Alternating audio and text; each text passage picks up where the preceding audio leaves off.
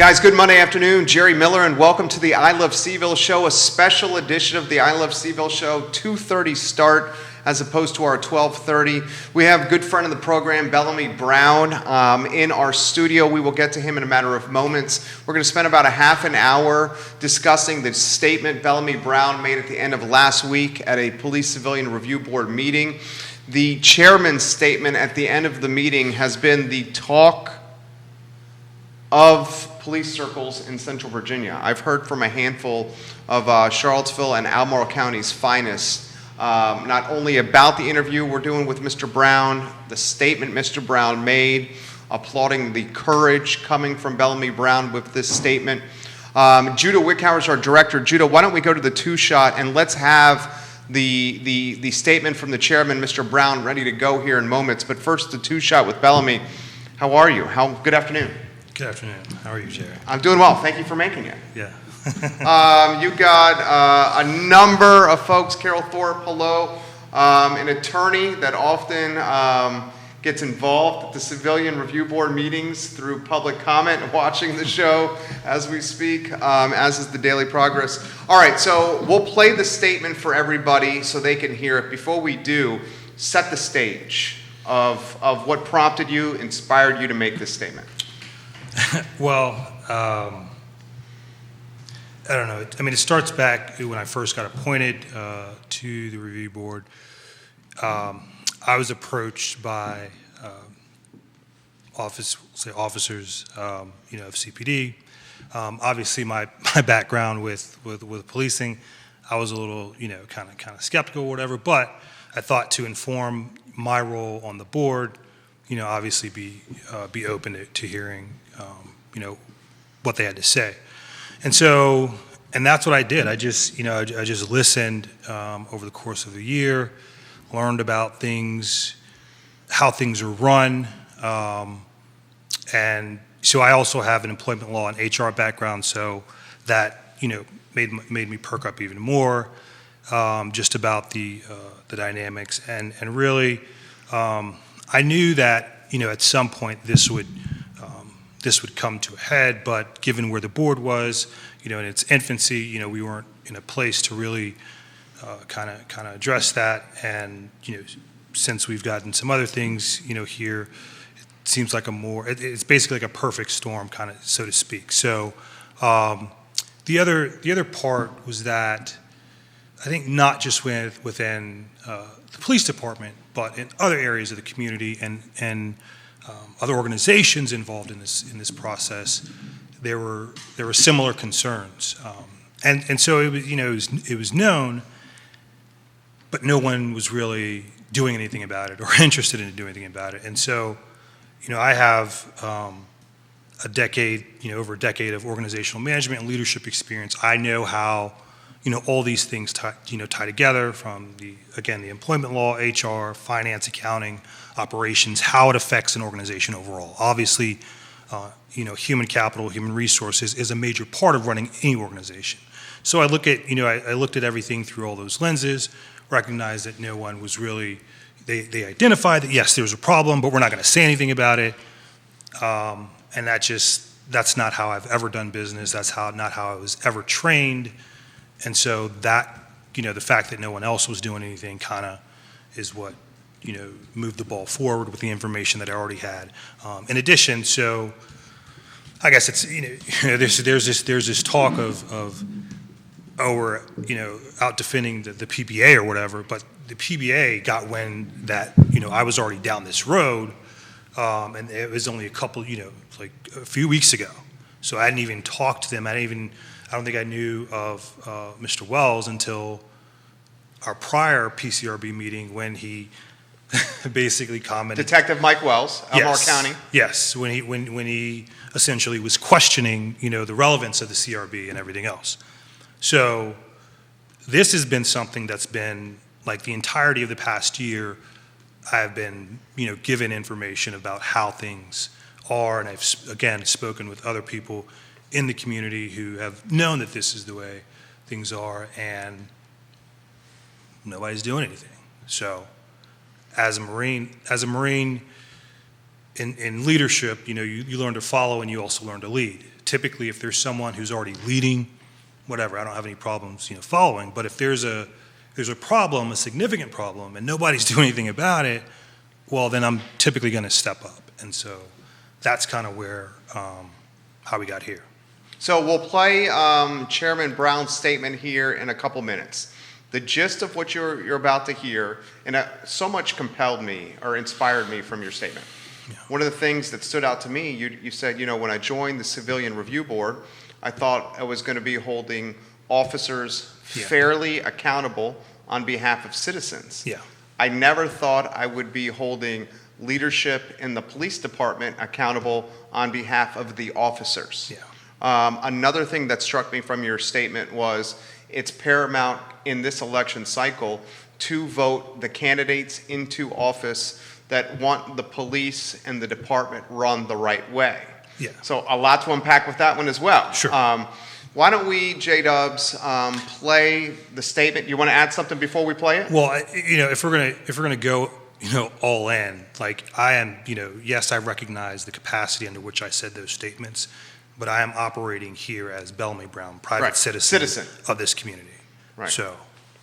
And that's important to emphasize. You now have the newspaper, Daily Progress, Yeah. and CBS 19 watching you here. Sure. So this is going to be, and I'm getting text messages from the reporters here. All right, so this will be in the news here. This is Chairman Bellamy Brown's statement as a private citizen. Correct. So I understand on Thursday, I was in my capacity as, as chairman of the PCRB. But in this right now, if we're, going in the space that I think we're going, I am operating as a private citizen who, lives in this community, a black man in this community who, I have friends in this community that are affected by policing. So, that's where I'm coming from. Okay, James Watson, your colleague from the board, is watching. Mm-hmm. Jeffrey Fratcher watching Dr. the program. Fratcher, yeah. Vanessa Parkhill, Carol Thorpe, a number of police officers, some CPD and some Albemarle County Police Department now watching. Judah Wickhauer, do you have that ready to rock and roll, my friend? Okay, let's cue the statement, please, in 3, in 2, in 1. So the next item on the agenda is the chairman's statement on the need for strong leadership on police oversight. It's been modified a little bit on police leadership and its community impact. And so we'll just go with that. Good evening, members of the board, city leadership, and the community. While I'm currently chairman of the Civilian Review Board, the views in this statement are purely my own. I believe that there is a crisis in leadership and morale in the Charlottesville Police Department. Over the course of the past year, I have been meeting with officers from the Charlottesville Police Department in order to become a better informed member of the Police Civilian Review Board. Many of those conversations have led me to speak with other senior leaders in our community for corroboration and additional facts. Those sources will remain confidential. However, the content of this statement has been corroborated by at least 2 sources for the facts presented. This statement is made without regard to race or gender, but rather leadership capacity and effectiveness. Over the course of my discussions with CPD officers and other senior local leaders, the board has learned of the existence of a command climate survey, that which we just voted to receive the rest, which was designed to provide an internal gauge of the conditions of the Charlottesville Police Department. The Police Civilian Review Board was provided with one of the 70 response forms. The respondent states that leadership takes problems around the department personally, leadership is not open to evaluation and improvement, and that the survey will not be taken seriously by leadership and used to move the department as a whole in a positive direction. It's further stated that the officer is actively seeking employment elsewhere, with leadership and their decisions being a major factor. Of particular note, the officer states, "I would really like to see the morale in the department be in a much better place. This is huge in retaining staff. Pay is important, but appreciation is key," end quote. It's also my understanding that the other 69 responses present a similarly dire picture.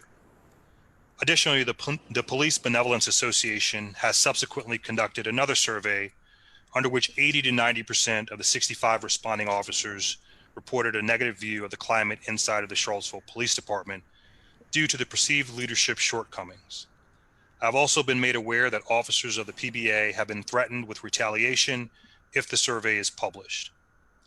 Through additional conversations with senior local government leaders, the problems with police morale and unresponsive and inflexible management have been known for some time, but no action has been taken to date. It is my recommendation that community members email and call all members of City Council and the city manager every day until action is taken on behalf of the greater good of the community. Additionally, it is my recommendation that community members follow my lead and support City Council candidates in favor of strong police oversight for Charlottesville City Council in November. If there was ever a case showing why this board should be fully funded and supported, this is it, due to the fact that this is the only government entity that has been transparent with the public on this matter and bringing this to the public's attention. A strong policing oversight body would also provide officers with a place to bring reports of abuses and policy violations without fear of retaliation or fear of an unfair process. I've also received correspondence that's been sent to members of city leadership, and I'll just read a few excerpts. The men and women of the Charlottesville Police Department are hurting. They are looking around the national and local landscapes and only seeing negative examples and opinions of police work amplified at the expense of the majority in this profession. Naturally, we would look to our leadership in the department to demonstrate our good works and represent us as police officers to our community. Unfortunately, we have lost faith in the leadership of this department. We've realized that we can no longer rely on the standard procedures that provide due process. As mentioned previously, there was a subsequent survey, and from that, I will read just 5 questions. 1, if you are accused of violating policy, do you believe you will receive a fair administrative process? 82% of the 65 respondents said no. Have the actions of leadership caused you to reduce your normal policing activities, traffic stops, arrests, community policing, etc., for fear of being unfairly targeted? 82% say yes. Do you feel professionally supported? 71% say no. Is training at CPD readily available, sufficient in scope, and applicable to your daily duties? 63% say no. What are the 4 largest concerns CPD faces presently? And these are in order: lack of trust and faith, unfair discipline, low morale, and pay. From the information that's been provided to me through officers in this community, I believe it is incumbent upon us as a community to hear what they are saying and to request that city leadership take action as appropriate. When I arrived on this board, I arrived with the intent of advocating for community members in the community. Advocating for officers in the community never crossed my mind. However, due to the current climate and what we are trying to do as a board, this is something that's necessary in order for us to get to where we need to go. And that's the truth. That's being transparent. That's letting the public know exactly where we stand as a community in this particular space. And with that, I will open it up to comments from any members of the board. Okay, so that's Bellamy Brown's statement from the last Civilian Review Board meeting at the end of the meeting. I found it inspiring. I found it courageous. I found it thought-provoking. I know it's a statement that's gained a lot of positive traction with police, Charlottesville and Albemarle County. What is the broad strokes recap, and then we'll get into specifics. I mean, just essentially that, there's a crisis of leadership and morale. That's based on data-driven evidence that exists. And it's not just at that space, it's in other spaces within the community itself.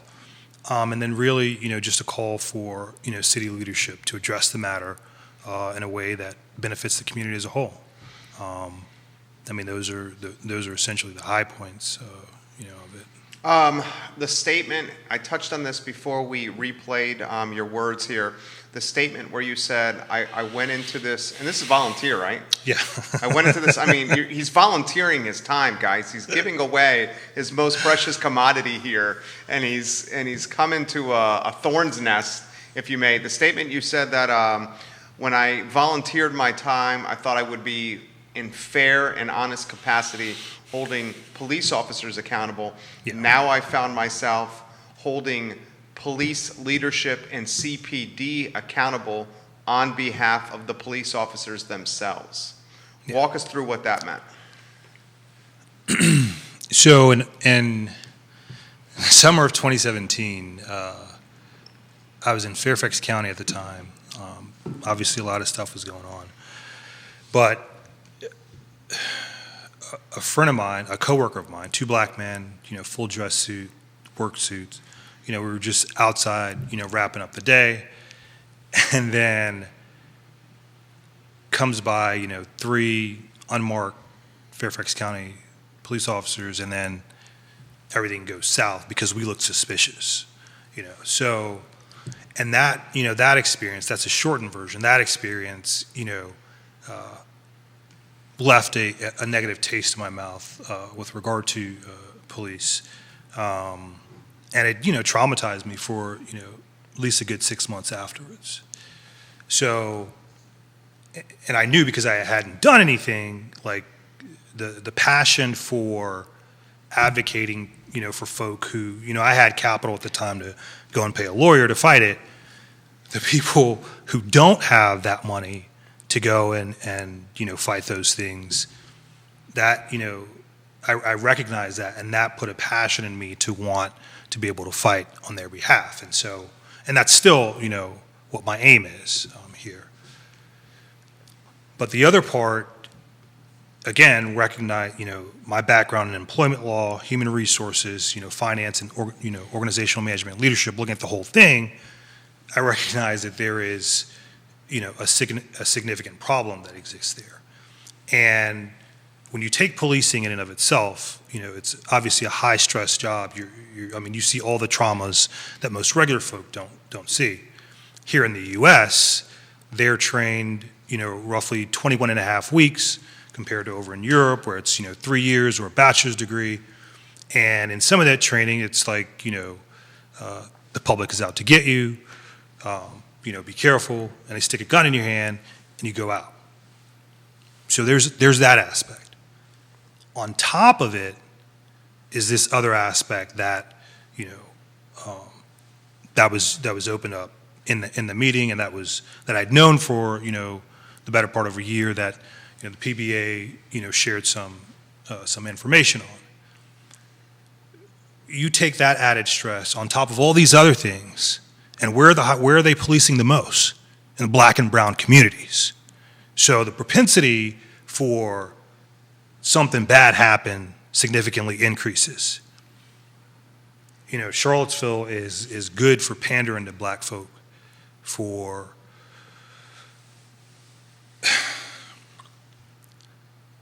coming back home. When I look at how I grew up, where 10th and Page and all these other places were filled with black folk, and where we are now, and we're not participating in the economy that's taking place. We're steadily being kicked out. There are two things that this country operates on. It's economic freedom and it's physical freedom. Well, just told the story about where black folk play in that economic freedom part here in Charlottesville. The next best thing is to ensure that they have, that physical freedom. Well, if you're creating this environment to where, their rights are going to be, violated at a greater percent, that just doesn't sit well with me. I don't care about symbolisms. I want something that's going to be tangible for the community that I said I'm serving. And you can't have all this stuff and sugarcoat me, and with the board trying to do what it is. I mean, this is an apolitical board. You got folk on there that have put a lot of sweat equity, a lot of hours for the community as a whole. And you get some resistance to that when we're trying to do in good faith what's in the best interest of our community, and folk know that there's this other thing over here that's, those, I'm not cool with that. So is the gist of what's happening here leadership atop the totem pole, which I would think is that Chief Brackney here has created a... So part of that statement itself was drafted under the consultation of, a board member or two in addition to our legal counsel. Okay. And so... We have to call leadership in general. Yes. Okay. So the leadership within CPD, the discussions that you've had with sources within the department, is the leadership within CPD is not doing things either the right way or in a way that will create positive morale. And we've seen the tremendous attrition and turnover within this police department. There's tremendous turnover here. And having institutional memory within a police department is beneficial for policing a community, because a beat cop, knowing his or her beat, is going to be able to police that beat in a more positive way than if someone that's new to the beat.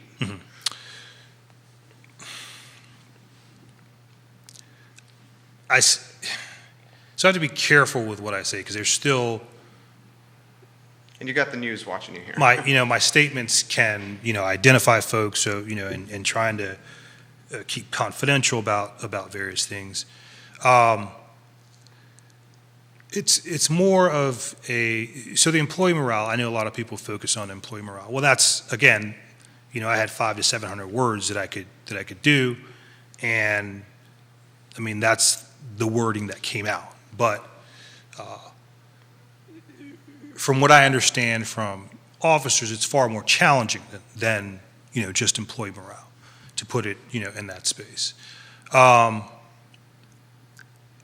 read in the statement, there's aspects with regard to training, there's aspects, I believe that they listed the top 4 problems, I guess, lack of faith and trust. I know pay was the last one, and I forget the other 2 in the middle, and that's, we're spending $19 million on police personnel. That's a huge investment for our community. At the very least... Roughly 10% of a city budget. Yeah. 200 and some million, city Yeah. budget for Charlottesville, 19 Yeah. for personnel within the department. Yeah. So, at the very least, if you have a majority of them that are, raising flags, at $19 million investment, you ought to take a listen. You should consider it. Yeah, at the very least. Yeah. And all the, all of the employment law and human resource literature that are out there says that it should be considered. A stronger word is investigation. So those, and I can't, like I said, my background plays a lot into this, into how I think about this and how I see all of this, and that's kind of what has driven a lot of my efforts, in conjunction with the fact that nobody else is stepping up or has stepped up. This is from Jennifer Friedman. Can you give us some insight into the surveys you were referencing? I don't have, so we got, So there are two surveys. There's the Police Benevolence Association survey, which, The PBA. yes, which my understanding is a replica done again by the officers of the actual climate survey, which we have one of those. We're requesting the other 69, but it was in my statement that I read about what the officers were saying about leadership and the climate and the training and all the other things. So that's that's really kind of the overall gist. I'm sure they each have their own personal details and stories of their own experiences. I know for a fact that a few are assembling their own files for future action, and I'm And you encourage them to do that. I encourage the others, because at this point, again, coming from my HR lens, absolutely, 100%, without a doubt. Basically, paper the trail. You keep documentation of what's going on for your own record. When you get to a point to where, some people may be like, well, I may not do anything now, maybe I'll, whatever. When you get to that point and you got to go back and refer, you don't have it. Well, now if you start doing that, you will actually have it to be able to refer back to. And I think that, if folk are not going to take it seriously and folk aren't, going to listen, then that's what you have to do. I've had to do that in my career. Sure. And It's pretty common practice in the business world. And I think, some folk may be like, oh, well, this kind of environment's everywhere. Just because it's everywhere doesn't make it right. Right. And especially when you're talking about The law. And Yeah. adding stress on top of, adding more stress on top of the folk and then sticking them in black and brown communities to police. Right. Like, it's fine when folk don't have any incidents and say, oh, policing's fine and everything else. And part of it is, the statement is geared more towards the fallacy that everything is good in policing. Everything is right. We don't need a PCRB, yada, yada, yada. This is, primarily for the pro-police crowd to open up and see what's really there. We already know where the anti-police crowd is. It's the pro-police crowd that thinks everything's hunky-dory, and it's not necessarily. Well, the pro-police crowd is, and I've said on this network multiple times that I'm pro-police. Yeah. I've said this multiple times on this network. I can't imagine what it's like, man or woman, put your clothes on, walk out the door, and not sure if you come back safely, alive, harmed, whatever it may be. Yeah. And then my mindset with that went to a different level when I got married and have a kid, okay? Not knowing whether or not man or woman in police come back and they have a son or daughter at home, a wife or husband at home, adds another layer to it. No. The pro-police crowd often thinks that the police are treated unfairly, that the level of distrust between the community and the police has never been greater. A lot of that has to do with the murder of George Floyd last year in Minneapolis, created a tremendous division between the police and citizens. Throw in the fact that Charlottesville PD, for the most part, can't afford to live in the community they serve.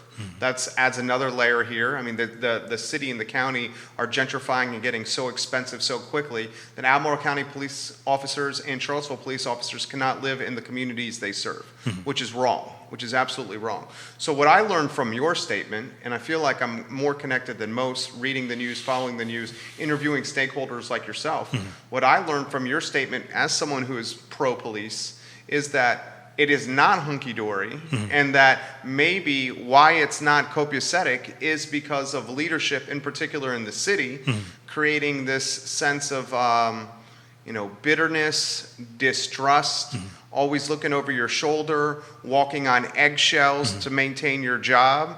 And then you add that mentality once you walk in the door, you're walking on eggshells, you don't know who you can trust in your department. And then you have to go into, like you said, the black and brown community with that mindset going into a community that already probably does not either respect you or trust you to have you in that neighborhood. Yeah. And then I can see why you're championing this or using your platform, if you may, to highlight it. Yeah. Because that's something that should be highlighted. Yeah, and that's at the end of the day, and it's not. I'm not saying. So right now the police, the PBA, they're out in front because they said, okay, we'll be out in front. It's not that there aren't other stakeholders that are out there.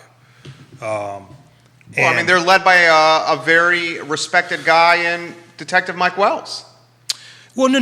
I'm talking about Mike Wells and everybody else. I'm talking about that's the police. That's the police in general. I'm saying there are other stakeholders outside of the police that So just because they stepped up doesn't mean that they're the only ones, because they're not. And so, yeah. At the end of the day, for me, when I look at how this, will have an impact on the community itself and the people that are going to bear the brunt of it. It's the black and brown community. Yeah. And so, it's not to say that the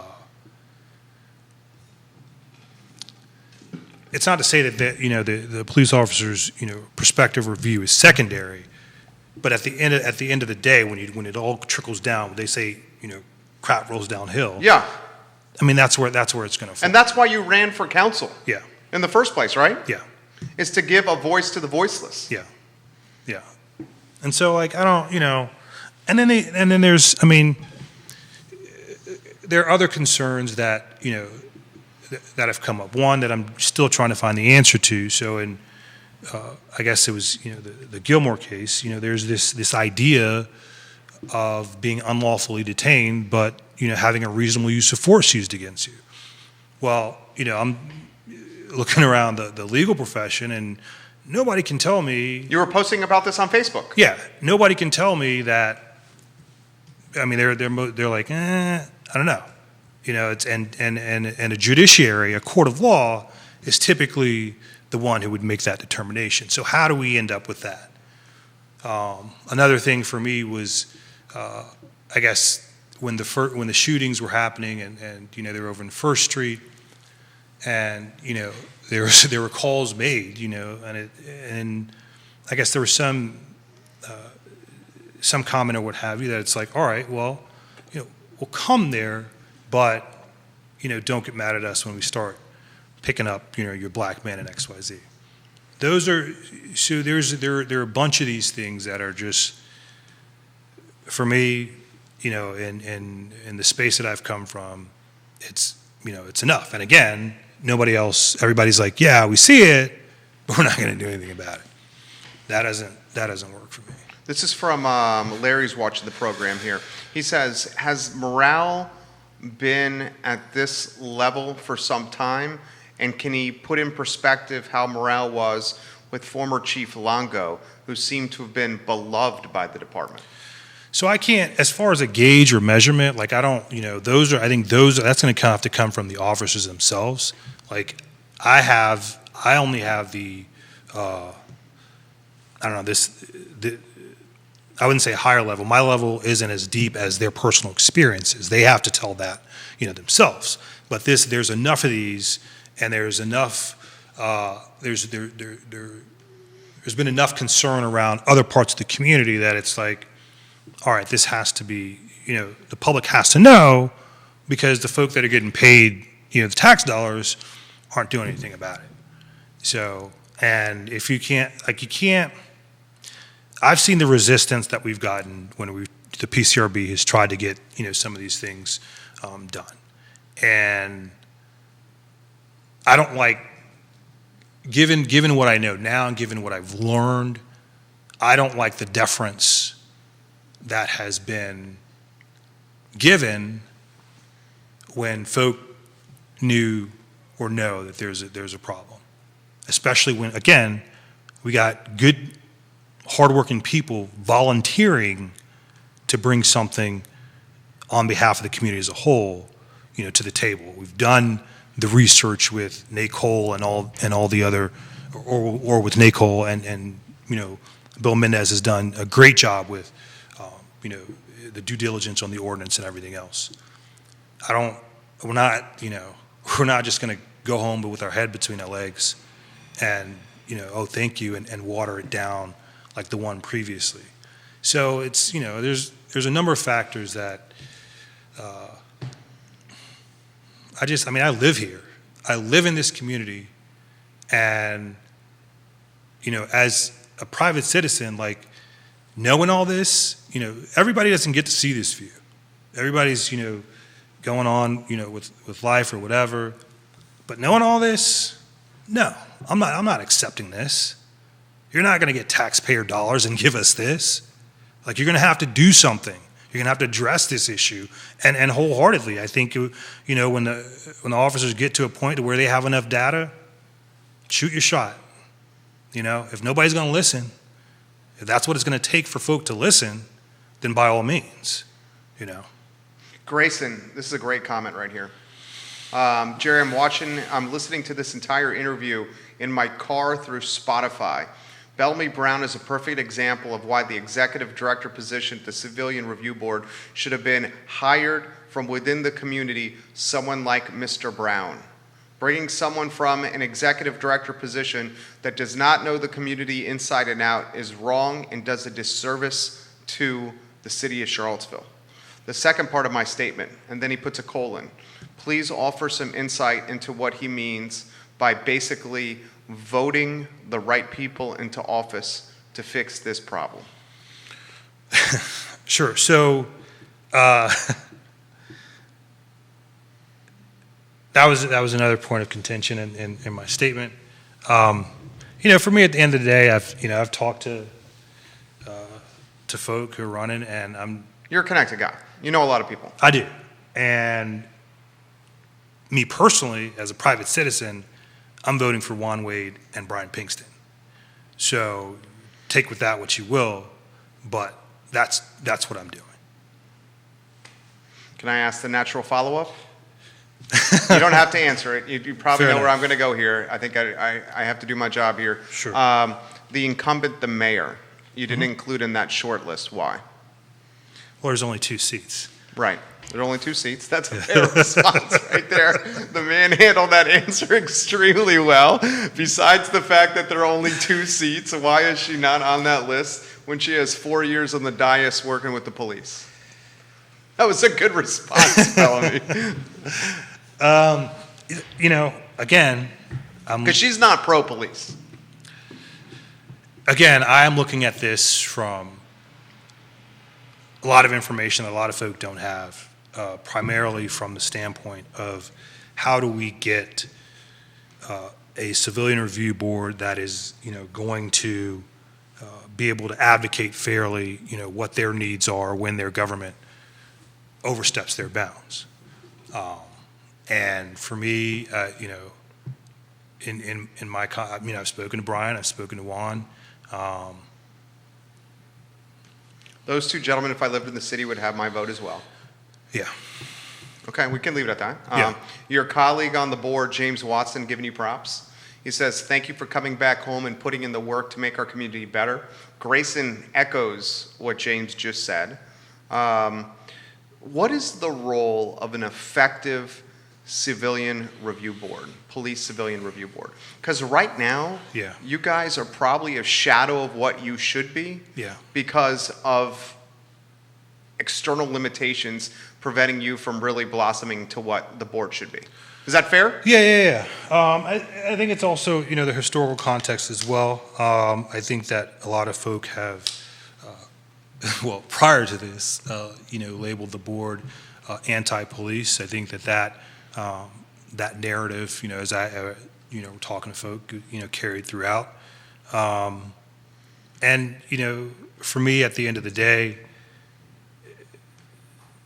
we are apolitical. When I talk about the folk that are doing the work for the community, we are looking at this as a mechanism. We're not looking at this as a, something to be politicized or what have you. So you said, what is the role? Yeah. What does an effective board look like? Civilian review board. every in doing training with NACOL and everything, every civilian review board is different. I think it, I don't have their 6 or 8, key tenets, but one of those is building bridges between the police and the community itself. Another one is risk management for cities, i.e. Charlottesville. And it's educating the public on, what their rights are in interacting with the police. It's really going out and having the mechanisms for where the public can, speak and tell us what's going on. What are the challenges? Like, how do we get that engagement or what have you. And it's looking at, again, in this. I'll do a plug for us since we just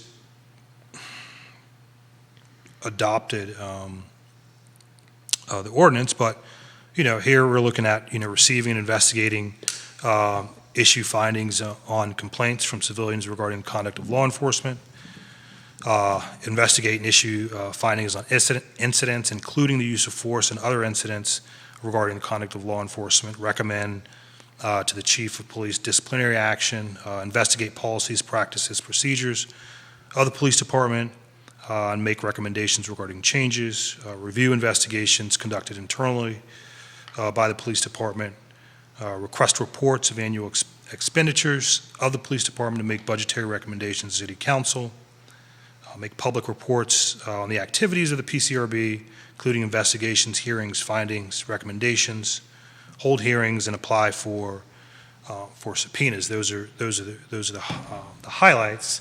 But those are, there are a ton of things that go into it overall. At the end of the day,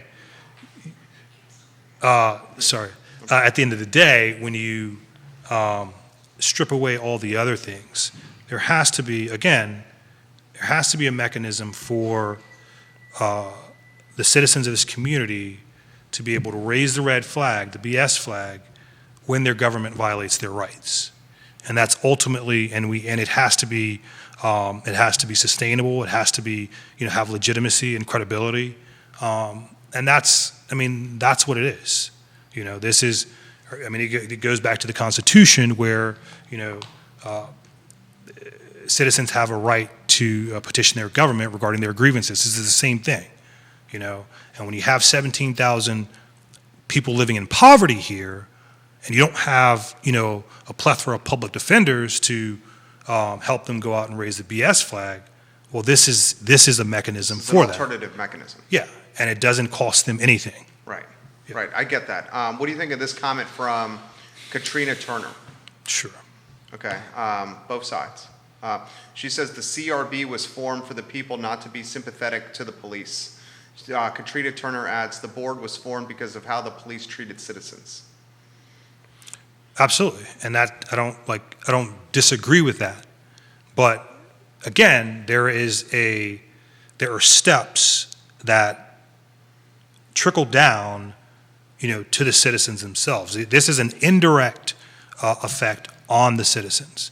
So, and I think a lot of people miss that. They don't. Again, you miss the part about policing being already high stress and trauma related and everything else. They miss the part about our training in the U.S. being, a lot shorter than what's over in Europe, and sticking the gun in the hand and going out and policing the community. You add that, you already got that. You add this situation, that's additional stress, add it on top, and then stick them out in the community. If we're not advocating that, change should be taking place, especially when it's, again, not just in the police department, but in other aspects of the community. That's, I don't know how that's not, advocating on behalf of the community. Just because you see that focal point because they raise their hand, it doesn't mean that impact, when it gets better, is not going to have a positive impact on the community. I've spoken to other, when we talk about these complaints and everything coming in, I've spoken to other, former officers like, well, you guys really haven't found them all. when I hear those things, those are concerning. And when you tie in that perspective of leadership, that's, having a significant impact beyond than just your employee morale, and that's through my HR and employment law lens. It's a recipe for disaster, and I'm not about that. I think I that's don't have fair. I don't have to live in that environment as a black man in this community who is contributing to this community, who knows other black men in this community that have these interactions with policing. We don't have to accept that. So This text message comes in. I'm going to paraphrase this one. And this is the paraphrasing. Are the officers hesitant to speak up about this for fear of retribution or loss of job? yeah, so sorry. So part of the reasons why are financially, for fear of loss of job, for fear of retaliation within the environment. So take, and this is an example that I was given. Obviously, I didn't have it firsthand. So if an officer were given a specific directive, the officer said, "Well, I don't know if that's legal." It's like, do it anyway. The officer goes to Commonwealth's attorney, asks if it's legal. Commonwealth attorney says it's not legal. Officer goes back and says it's not legal. And then they get written up. So those types of things. I mean, it just over time it creates a culture of constant stress. And how do I know this? Because I've experienced this type of environment. I know what it does over time. And again, so let's take worker productivity for our $19 million. For our $19 million, if you measure what worker productivity is within the police department, I guarantee you it wouldn't be as high as it should be for $19 million. So you have to look at those things. More stuff coming in here. Keith Smith is giving you some props first. You have both TV stations watching you now. You have the Progress reporter still watching as we're speaking here. So this one's coming in. Can we get back to why Juan and Mr. Wade and Mr. Pinkston are Mr. Bellamy's pick for this election? Sure, because I've spoken to them about the PCRB itself, about the work that we are doing, and I've had in-depth conversations with them. I think Brian out the gate was like, yeah, I'm in support of a strong PCRB, and I've spoken to him on several occasions. And again, from this perspective, I'm looking at the work that the board has done, and how do we get people that are in support of what we've done to get it across the finish line, because it hasn't crossed the finish line yet. It still has to go to city council, and then beyond that, there is we got to work on operating procedures, which will take us into the 2022 year. So it's based on the fact that I've had conversations with both of them about the board, about its work, and about what we're trying to do, is why they're my pick. Not to mention, with regard to, Juan has contributed significantly to the community over the years. Everybody knows that. When I came back home, he was the person that I was out in the street with doing volunteer stuff. Like, he took me under his wing, and that's how I got started in this space here. So, yeah. Joe Plantania and Jim Hingley, Commonwealth's attorney, Albemarle County, and the city of Charlottesville. Yeah. Got a lot of respect for Jim and for Joe. To use Mayor Walker's term, Joe is the top cop in Charlottesville, and Mr. Hingley, Jim Hingley, is the top cop in Albemarle County. They're the Commonwealth's attorney. They have an approach with how they go about their job, where it's, if the opportunity presents, we'll find alternative measures for holding people accountable besides jail time Yeah, or prison time. yeah, With Joe in office and with Jim in office, we've had probably the lowest number of folks in jail and prison in this area for some time. Is that at all, that dynamic impacting what we have going on? no, not from the lens through which I'm looking at it. Okay. The lens through which I'm looking at it, again, has been something that's been grown over the past year, speaking with various respected stakeholders in this space. It's not just the policing problem. It's, again, with, trying to get stuff done with the PCRB and other areas, of the community. And, again, no one who's receiving taxpayer dollars has stepped up. So it's just this perfect storm of all these things that have come together. Al Thomas, former police chief, retires unexpectedly. Chief Brackney has had somewhat of a tumultuous time in Charlottesville as police chief of the city of Charlottesville. She was on a short list for a Dallas police chief opening. She did not get that job. This is the toughest one I'm going to ask you. And if you can't answer it, that's completely fair. I totally get it. Sure. Do we think a change needs to happen atop the totem pole?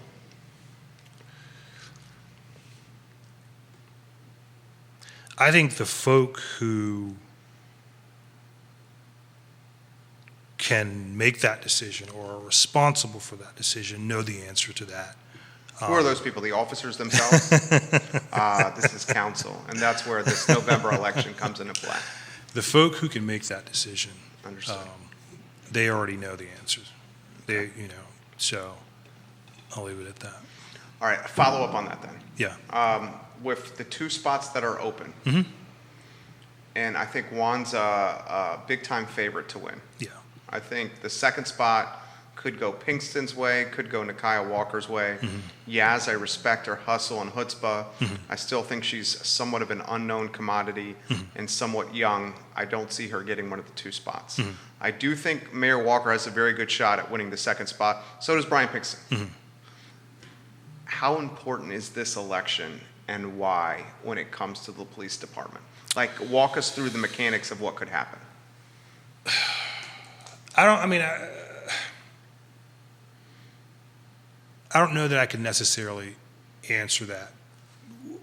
What I will say, if this gives any indication, is that I will be out helping Brian Pinkston. I will be doing whatever it is that he needs me to do for his campaign to be successful. And you can take from that what you will. Okay, that's a good statement. Any final words? I respect your heart, man. Yeah. I mean, this dude is working for free. He's working for free in a hornet's nest, literally in between, trying to bridge the gap between the community and citizens and creating trust and accountability with the police force. Yeah. Bridging the gap between a police force that's disenchanted and lacking inspiration from its leadership, and then trying to bridge the gap with the leadership of the police force and explaining what perhaps could or should happen to bring the community all back together. And he's doing this because he wants to give a voice to the voiceless, and that's the black and brown community that's being gentrified or priced out of the city of Charlottesville. I mean, that's it in a nutshell, right? Yeah. Yeah. Yeah. And the thing is you're not even getting like the respect or the props or the clap on the back. That you you deserve. Point, at this point, I think, it got to the point where it's like, I don't even care. We've crossed that. But you're human, though. But we've crossed that line. It's just like, I've seen too much, I know too much, and it just doesn't even matter. It's like, we got to make sure that this gets taken care of. Susan And- Bates says you're a treasure for this community, as is Juan Diego Wade, a treasure, she says. Yeah, that's her son was good friends with my older brother, and I know Andrew as well. And Susan and I are periodically message or whatever. But this is my home. I live here. I don't care if I got whatever suit or whatever. I still come from down the block. So I still dap up my homies and everybody else. And you're not gonna. Do you say that because people question, for lack of a better phrase, have people question your blackness? Is that why you say that? No. I'm saying that because there are folk who, the people in the street, they know. They know. I don't have to. But there's this. I say it because, nobody's really listening. When you look around, nobody's really listening to them, to what they they may front and be like, oh, put them up on a poster or whatever. But at the end of the day, when all the lights are gone, they're getting screwed. And for me, that I say it. Yeah, so there is that dichotomy that you may not see me in that, in what you would expect in that space, but I'm still, that's born and bred. That's never, it's never going to leave me, and especially when I'm, from here, living here, and folk that are not from here are having a greater impact on the folk that live here and who don't have the capital to be able to, participate fully here. I just no, that's not okay with me. This is a follow-up from Grace, and we'll wrap on this. Isn't this politics? He just writes it. Isn't this politics? I would say this is not. I'll say this and throw it to you. Yeah. I will say this is not politics. I say this is a way that the marginalized are getting even more marginalized. Yeah. That I'd say this is. Hopefully that the policing piece of this is completely separate and removed from politics. It doesn't take an expert to realize that there seems to be a political partnership or connection that's been made between the mayor and the police chief. And that's me saying that. That's not you saying that. That's me saying that. It's pretty obvious that's what's happening here for anybody that follows it. So I guess what my response to Grace's comment is, you hope the politics piece doesn't come to neighborhood policing, but it seems like it certainly is.